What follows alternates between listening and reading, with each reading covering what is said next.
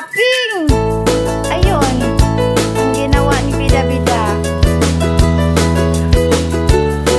Naghanap ng kanyang susuotin para maging formal siya. Ayan, titingnan. Ayan, opo. Ngayon, bawal naka-short, bawal naka-sleeveless.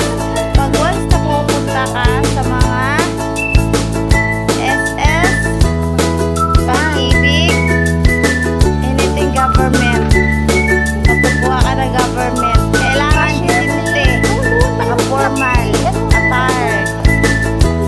Ay, ayan tuloy, hindi pa nga nakapag-loan. Ayan, nakabili na ng kanyang susuotin, nakagastos na. Ayan, ako naman sama-sama, sama-sama lang ako, sige, picture lang sa kanya, video lang.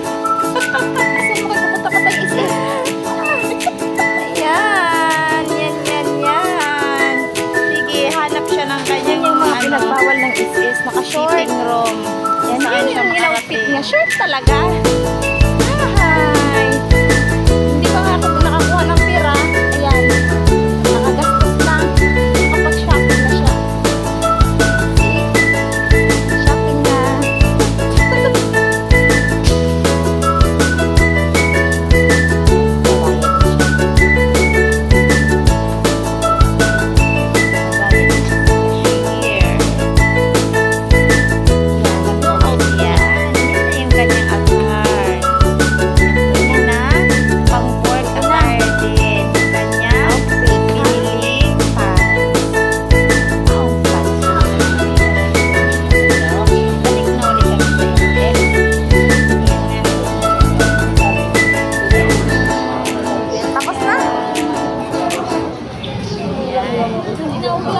Sabi niya uwi na kami.